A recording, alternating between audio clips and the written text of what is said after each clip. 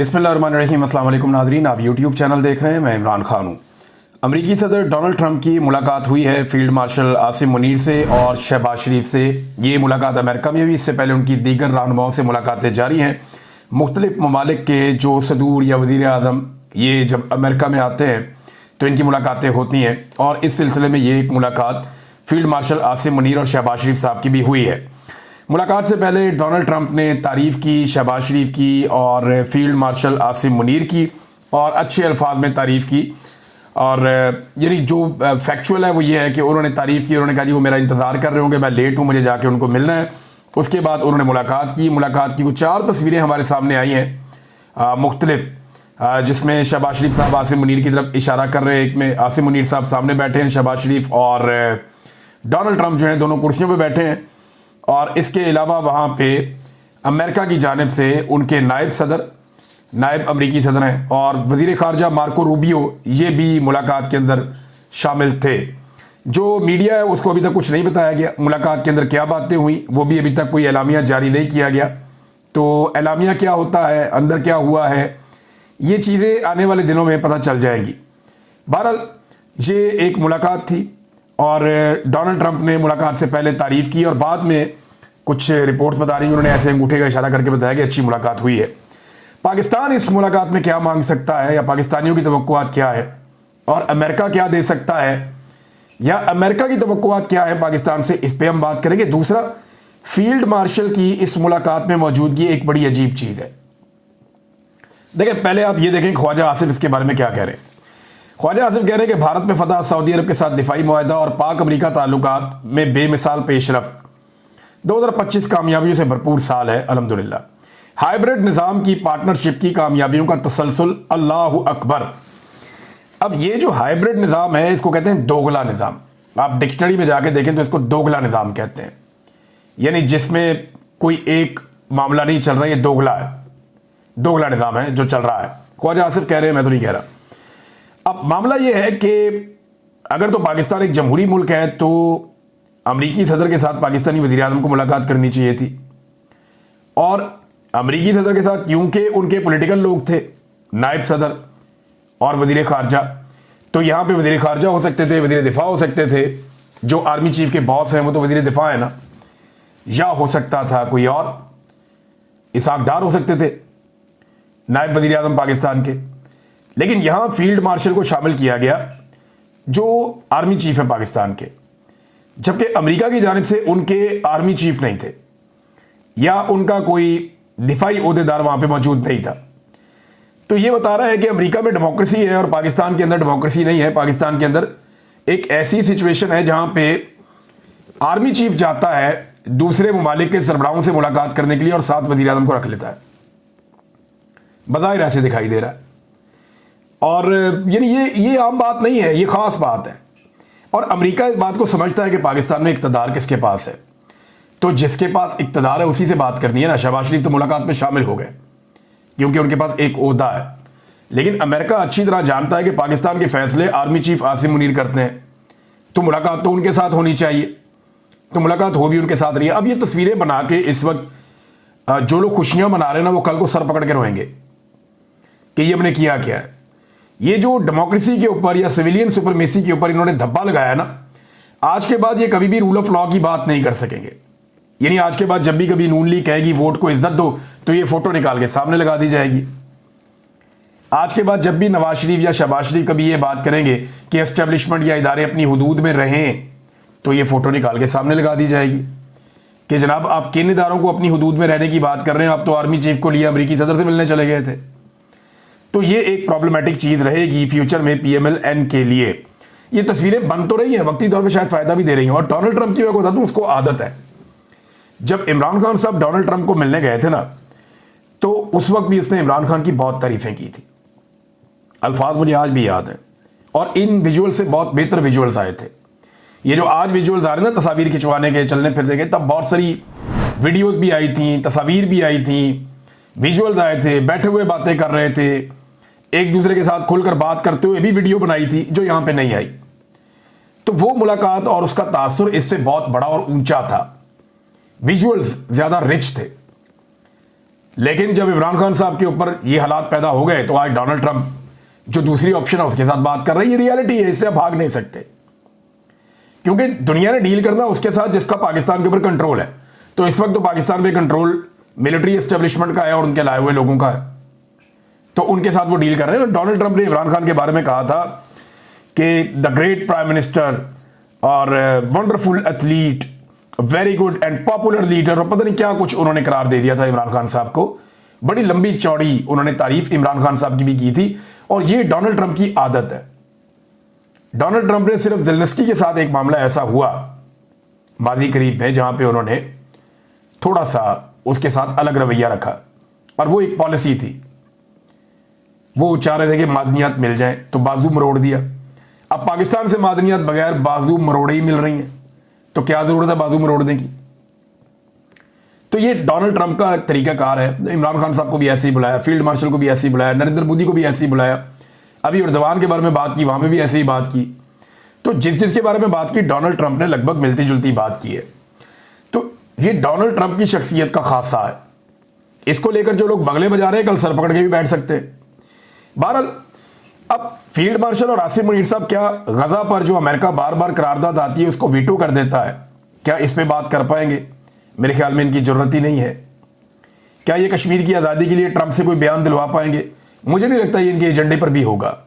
क्या ये आफिया सिद्दीकी की रिहाई करवा पाएंगे? ये एक बड़ा सवाल है। पाकिस्तानी तो यही चीजें कहते हैं कि गजा में जंगबंदी तो करवा दें कम से कम। अब हमें तो अमेरिका से ये बातें हैं जिन पे हम बातचीत कर सकते हैं या ट्रेड पे बात कर सकते हैं, क्योंकि क्लाइमेट चेंज पे आप डोनाल्ड ट्रंप से बात करेंगे वो डांट देगा। वो इसमें मानते ही नहीं है। वो ये कहते हैं ये सब डिकोसला है, इसको मत मानो, आप बस इंडस्ट्री लगाओ, जो काम करना है आप करो। अमेरिका को हमसे क्या चाहिए जरा ये आप देख लें। हमें अमेरिका से खैरात ही चाहिए ना, और क्या चाहिए, या उसका आशीर्वाद चाहिए सिर के ऊपर।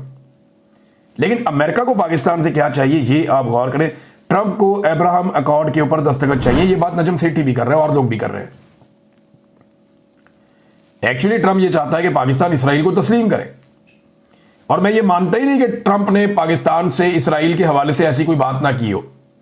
गो के इस बात का एलामिया जारी किया हो या ना किया हो, मेरी दानिश में मेरा अपना ये तजजिया है। मुझे लगता है कि ऐसा मुमकिन नहीं है कि डोनाल्ड ट्रंप ने इस मीटिंग में पाकिस्तान से इसराइल को तस्लीम करने के हवाले से बात ना की हो। नोबेल इनाम के लिए ट्रंप को पाकिस्तान की सपोर्ट चाहिए लगातार, और जितने भी हुक्मरान जाते हैं, यानी एक तरफ जो फलस्तीनियों के साथ जुल्म और जबर हो रहा है उसमें अमेरिका सपोर्ट कर रहा है, दूसरी तरफ जितने मुसलमान हुक्मरान जाते हैं वो जाके ट्रंप की खुशामद करते हैं, और हमने देखा खुशामद होते हुए। तो अफगानिस्तान और ईरान के खिलाफ एक प्रॉक्सी भी चाहिए अमेरिका को फ्यूचर में, और चाइना से पाकिस्तान को वो चाहते हैं ज़रा दूर भी रहे, और सऊदी अरब और पूरे खित्ते के लिए वहाँ पे उन्हें इजाफी फौज भी चाहिए जो किराए पे उनको दस्तयाब हो, जिसको वो इस्तेमाल कर सके। ये रीजन के लिए भी आप देखिएगा आने वाले दिनों में और भी जगहों पे पाकिस्तान के मुआहदे हो जाएंगे। और पाकिस्तान के जो कीमती रेयर अर्थ मिनरल्स हैं ये भी अमेरिका को चाहिए। तो अमेरिका की डिमांड्स भी ऑब्वियस हैं और पाकिस्तान की भी। अब एक और सवाल नाज़रीन पैदा हो गया, और ये सवाल एक बड़ा सवाल है। ये सवाल उठ रहा है एक खातून के बारे में, और मैं जानता नहीं खातून को ज़्यादा, लेकिन मैंने सेनेटर मुश्ताक अहमद खान साहब के ट्वीट में पढ़ा और मुझे पता चला कि इन्हें माजी में कोई तमगा शमगा भी दिया गया है, सदारती अवार्ड भी, यही खातून को, और ये इसी रिजीम ने दिया है। ये बरतानवी शहरी हैं और हैं तो पाकिस्तानी बरतानवी, और ये बरतानिया में रहती हैं लंदन में। इनके बारे में सेनेटर मुश्ताक साहब की ट्वीट मेरी नज़र से गुजरी, फिर मैंने 2-4 और लोगों की देखी तो मैं हैरान हो गया कि ये क्या चल रहा है। सेनेटर मुश्ताक कहते हैं हुकूमत की फ़लस्तीन पॉलिसी पर संगीन सवालिया निशान पैदा हो गया है। पाकिस्तान के असूली मौक़िफ़ की खुली धज्जियाँ उड़ाते हुए अक़वाम मुत्तहिदा में पाकिस्तानी वफ़द में एक ऐसी खातून को शामिल किया गया जो खुले आम गासिब इसराइल की मदह सराई करती रही हैं और इसको तस्लीम करने की राह हमवार करती रही हैं। आखिर ये खातून शमा जुनेजो किसके ईमा पर पाकिस्तानी कौम की नुमाइंदगी करने के लिए आगे लाई गई हैं। एक ऐसे वक्त में जब नाजायज़ नस्ल परस्त इसराइली रियासत जो फ़लस्तीनियों की लाइव स्ट्रीमिंग जेनोसाइड कर रही है, ऐसे आम फोरम पर इकबाल और कायद के पाकिस्तान की नुमाइंदगी एक ऐसे इसराइल नवाज फ़र्द को सौंप देना पाकिस्तानियों के जज्बात की तौहीन है। क्या यह हमारी दहाइयों पर मुहित फ़लस्तीन पॉलिसी को धोखा देने के मुतरादिफ नहीं? पाकिस्तानी अवाम ये सवाल पूछने में हक बजानिब हैं कि आखिर पाकिस्तान के नाम पर यह तौहीन आमेज फैसला किसने और क्यों किया। क्या हुकूमत इस वक्त का इंतजार कर रही है कि फौजी इखलाकियात पर PhD रखने वाली शमा जुनेजो हमें इसराइल को तस्लीम करने के साथ साथ हमें इसराइल के कातिल आर्मी के मोस्ट मॉरल आर्मी के भाषण भी दें। यह महज एक गलती नहीं बल्कि कौमी फ़लस्तीन पॉलिसी और अवामी एतमाद के साथ खुली गद्दारी है। हुकूमत खुलकर इस पर माफ़ी मांगे और बता दे। ये सवाल और लोगों ने भी उठाया। सवाल पता क्यों उठा कि माजी में कुछ ट्वीट सोशल मीडिया में शेयर किए गए जिनके मुताबिक ये खातून ये दबाव डालती रही हैं और जोर देती रही हैं कि पाकिस्तान को इसराइल को तस्लीम कर देना चाहिए। ये मैं पहले भी कहती थी, अब भी कहती हूँ, पाकिस्तान को इसराइल को तस्लीम करना चाहिए। फिर ये नेतन्याहू के बारे में बड़े पॉजिटिव कमेंटिंग करती रही हैं माजी में। तो ये इनका जो सोचने का नजरिया वो ये था। लेकिन अभी अचानक से मामला तब सामने आता है जब यह पता चला कि शहबाज शरीफ साहब जब बरतानिया गए तो इस खातून को उनके बहुत करीब एक्सेस हासिल हो गई और ये बहुत इंपॉर्टेंट चीजों के अंदर इनकी मुदाखलत हो गई। मिसाल के तौर पे ये खातून लिखती है अपने ट्विटर पे कि आज लंदन के चर्चिल होटल में, जहां पे ये शहबाज शरीफ वगैरह ठहरे हुए थे, फायर अलार्म की वजह से हम सबको इमरजेंसी में बाहर निकलना पड़ा। फायर अलार्म बज गया ना तो आपको फौरन निकलना पड़ता है इमरजेंसी एग्जिट से। मेरे लिए सबसे मुश्किल काम 7वें फ्लोर से फाइलों समेत, अब ये फाइलों का लफ्ज है, फाइलों समेत सीढ़ियां उतर के नीचे भागना था, लेकिन बचत हो गई और गिरी नहीं। हाई कमीशन के स्टाफ ने मदद की और अंदर जाने तक साथ ही रहे। अब ये इन्होंने अपनी सारी इंफॉर्मेशन दी कि जनाब मैं वहां पे मौजूद थी चर्चिल होटल में लंदन में और वहां फायर अलार्म बज गया और मैं फाइलों समेत सीढ़ियों से भाग के नीचे उतरी, मेरी बचत हो गई, मैं नहीं गिरी और हाई कमीशन के स्टाफ ने भी मदद की और मेरे साथ ही अंदर तक गए। अच्छा, अब इनसे एक सवाल किया है एक अकाउंट होल्डर ने, जिसका एक अकाउंट है सोशल मीडिया पे। उन्होंने पूछा कि आप वहां होटल में रहती हैं या फिर पाकिस्तान के वफद में आपको भी शामिल कर लिया जाता है इसलिए आप होटल में स्टे करती हैं। उन्होंने कहा जी मेरा घर लंदन में ही है, लेकिन वजीर आजम साहब की सीक्रेट फाइल्स को मैं घर में काम के लिए नहीं ले जा सकती, इसलिए होटल में ही सब इकट्ठे जब तक हम न्यूयॉर्क जाएंगे। अब यानी ये होटल में रहती हैं, लंदन में इनका घर है और वो इसलिए कि इन्होंने न्यूयॉर्क साथ जाना था इकट्ठे, बाकी सबके साथ ही इन्होंने न्यूयॉर्क जाना था। अब इसमें ना एक ट्वीट और था जहां से सबके कान खड़े हुए थे, बाद में पता चला ये ट्वीट अब मौजूद नहीं है। वो ट्वीट ये बता रहा था कि इस खातून ने अनाउंस किया सोशल मीडिया के ऊपर कि एयरफोर्स 1 के अंदर बैठकर ये ट्रैवल कर रही हैं वजीर आज़म के साथ अक़वाम मुत्तहिदा के इजलास के लिए अमेरिका में। और फिर एक तस्वीर देखी गई सोशल मीडिया पे और मीडिया पे भी आई कि ख्वाजा आसिफ बैठे हुए, उनके पीछे बिल्कुल ये खातून बैठी हुई हैं। यानी जब पाकिस्तान की नुमाइंदगी हो रही है तो ये खातून वहाँ नुमाइंदगी कर रही हैं। और ये जो अक़वाम मुत्तहिदा का इजलास है जनरल असम्बली का, इसमें जो सबसे अहम नुक्ता है तमाम ममालिक जिस पे बात कर रहे हैं वो फ़लस्तीन है और इसराइल के ख़िलाफ़ बात कर रहे हैं ज़्यादा ममालिक, और पाकिस्तान का इस पर एक बड़ा वाज़ेह मौक़िफ़ रहा है। उस वक्त पाकिस्तान के डेलीगेशन में एक ऐसी खातून का शामिल होना जिनके माजी के ट्वीट्स जो वायरल हुए आजकल, जिनके बारे में लोग ये क्लेम कर रहे हैं कि ये कहती रही है कि जी इसराइल को तस्लीम करना चाहिए और ये उस बात की हामी है। अब ऐसी खातून का शामिल रहना ये एक बड़ी अजीब बात है। इनका जो तफसीली ट्वीट है ना वो बहुत हैरत अंगेज है। उस ट्वीट के अंदर इन्होंने बहुत सारे दावे किए। इन दावों में ये क्या कहती हैं मैं जरा आपको मुख्तसर बता देता हूँ। ये कहती हैं जी कि पाकिस्तान एयरफोर्स में सवार हो चुकी हूँ और अक़वाम मुत्तहिदा के जनरल असम्बली के इजलास में शिरकत के लिए जा रहे हैं न्यूयॉर्क। ये वज़ीर आज़म के साथ ही गई वहाँ लंदन से। तो जनाब क्योंकि मैं एयरफोर्स 1 के अंदर मैं सवार हो चुकी हूँ और ये 80वां इजलास है जनरल असम्बली का, तो मैं आपके साथ कुछ इन्फॉर्मेशन शेयर करती हूँ। उसके बाद जनाब इन्होंने बताया कि मैं अप्रैल 2025 से बहुत सारी चीज़ों पे काम कर रही थी और शहबाज शरीफ साहब के साथ मैंने काम किया और उनकी जो एडवाइजरी टीम है उसके साथ मैंने काम किया डिप्लोमेटिक्स के साथ, डिप्लोमेटिक अफेयर्स के ऊपर। और मैंने जो है वो तकारीर भी उनकी लिखी और ख़ास तौर पे उन्होंने एंड में बताया कि ये जो जनरल असम्बली में तकरीर होने जा रही है शहबाज शरीफ की, इसको लिखने में भी उन्होंने बताया उनका रोल है, और पॉलिसी ब्रीफ्स के बारे में बताया, स्ट्रेटेजिक मैसेजिंग के बारे में उन्होंने लिखा। तो ये इतना इंपॉर्टेंट सारा कुछ इन्हें कैसे पता चल गया, और वजीर आजम की जो सीक्रेट फाइल्स हैं उन तक इन्हें रसाई कैसे हासिल हुई, ये सवाल सोशल मीडिया पे उठाया जा रहा है। हर पाकिस्तानी पूछ रहा है कि एक ऐसी खातून जिनका कोई ऐसा पोर्टफोलियो नहीं है, उन्हें सीक्रेट फाइल्स तक रसाई, और उसके बाद लोग सवाल उठा रहे हैं कि वो एयरफोर्स वन में भी जा रही हैं। फिर लोग सवाल उठा रहे हैं, वो खुद अपने मुंह से कह रही हैं कि वजीर आजम की सीक्रेट फाइल्स हैं। फिर वो वजीर आजम की अक़वाम मुत्तहिदा की जो तकरीर है उसको लिखने में शामिल है, और वजीर आजम ने जो अक़वाम मुत्तहिदा के अंदर तकरीर करनी है वो तो पाकिस्तान की पॉलिसी तो एंटी इसराइल रही है, हमेशा प्रो फ़लस्तीन रही है। ये खातून की जो राय है वो ज़रा थोड़ी सी मुख्तलिफ पोर्ट्रे होती रही है। तो ये कैसे हो गया और ये कैसे हो सकता है? अब इस पे सेनेटर मुश्ताक साहब ने और दीगर बहुत सारे पॉलिटिकल लोगों ने सवाल उठाया। उम्मीद करता हूं कि हुकूमत इसका जवाब दे पाएगी। नाज़रीन, मोहसिन नकवी साहब ने एक ट्वीट किया, ये बड़ा इंटरेस्टिंग है, मैं आपके सामने रखता हूं। इमरान खान साहब ने जो ट्वीट किया था ना, जिसमें इमरान खान साहब ने कहा था मुझे बार बार डील ऑफर हुई और कहा गया कि मुल्क छोड़कर चला जाऊं या खामोश हो जाऊं तो मेरे केसेस खत्म कर दिए जाएंगे। इस पे मोहसिन नकवी साहब ने एक ट्वीट लिखा उन्होंने अंग्रेजी में, मैं आपको उर्दू में पढ़ के सुनाता हूं।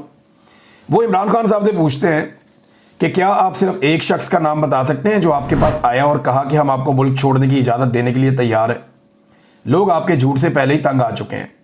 ये मोहसिन नकवी ने ट्वीट किया इमरान खान साहब के ट्वीट के ऊपर। अच्छा, उसके बाद मोहसिन नकवी साहब को बड़े लोगों ने जवाब दिया। वैसे मोहसिन नकवी साहब को ये करना क्यों पड़ा? वो नॉर्मली इन चीज़ों में नहीं आते, इन पॉलिटिकल डिबेट्स में इन चीज़ों में अपने आप को नहीं लेकर आते।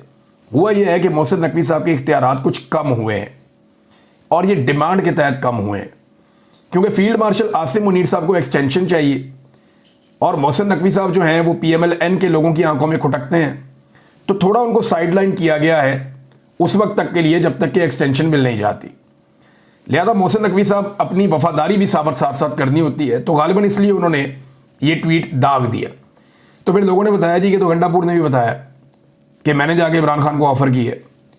ये तो एक बिजनेसमैन जो अमेरिका से आए थे, जिनको बार बार भेजती थी एस्टेब्लिशमेंट इमरान खान को मिलने के लिए, जो बाद में इमरान खान साहब ने मिलने से इनकार कर दिया था, उन्होंने भी इमरान खान साहब को ऑफर किया है। ये बात तो सुहेल वड़ाइस साहब ने, अंसार अब्बासी साहब ने लिख छोड़ी है। ये बात तो बहुत सारे जो टाउट सहाफ़ी हैं वो करते रहे हैं। भाई ये बात और तो और हामिद बीर साहब ने ये बात की है, नजम सेठी साहब ने ये बात की है कि इमरान खान साहब डील लेने को तैयार नहीं, उनको बार बार डील ऑफर की जाती है। ये कोई हम तो नहीं कह रहे, हुकूमत अपने मुंह से कह रही है कि इमरान खान मानते नहीं कोई बात। लिहाजा मोहसिन नकवी साहब गोंगलों से मट्टी झाड़ रहे हैं और कोशिश कर रहे हैं कि जो आसिम मुनीर साहब के बारे में इमरान खान साहब बात करते हैं वो उसका जवाब देकर तवज्जो हासिल करें या कोई वफादारी साबित करें। मेरे ख्याल में मोहसिन नकवी साहब ने बड़ी मौजें कर ली हैं, और ये हमेशा तो चलनी नहीं है। शायद आने वाले दिनों में कुछ मंजरनामा तब्दील होता हुआ दिखाई दे रहा है। नाज़रीन, कुछ और बड़ी इंपॉर्टेंट खबरें हैं, मैं ये खबरें आपके साथ शेयर करूंगा, लेकिन क्योंकि आज अमेरिका पे और इस हवाले से बात हुई है, पाकिस्तान और अमेरिका की मुलाकात और इसके नताइज क्या निकल सकते हैं, अक़वाम मुत्तहिदा में पाकिस्तान क्या करेगा, और ये मोहसिन नकवी का एक ट्वीट। लेकिन मैं बहुत सारी मेरे पास खबरें हैं, लेकिन वो मैं नेक्स्ट वीलॉग के लिए रख लेता हूँ, वो आपको मैं बाद में बताऊँगा, ताकि ये जो चीज़ें हैं ये हमारे दिमाग में रहें कि पाकिस्तान एक हाइब्रिड मॉडल के तहत चल रहा है। पाकिस्तान का वज़ीर आज़म खुद मुख्तार नहीं है, वो अमरीकी सदर से खुद नहीं मिल सका, और उस मुलाकात में आसिम मुनीर साहब बैठे आकर, हालांकि ऐसी कोई मिसाल मौजूद नहीं है। मुझे बताएं कि दुनिया का कौन सा ऐसा दूसरा मुल्क है जिसका वज़ीर आज़म या सदर मिला हो डोनाल्ड ट्रंप से और उसके साथ उसका आर्मी चीफ बैठा हो उस मीटिंग में। ये तुर्रा इम्तियाज़ सिर्फ वोट को इज्जत देने वाली नून लीग के वज़ीर आज़म शहबाज शरीफ को मिला है, और ये जो एक इज्जत अफजाई उन्होंने करवाई है ना अपनी जमात की और जमहूरियत की, ये अब इनके साथ ही चलेगी, ये इससे जान नहीं छुड़ा पाएंगे। अब तक के लिए इतना ही। अपना ख्याल रखिएगा, अपने चैनल का भी। अल्लाह हाफ़िज़।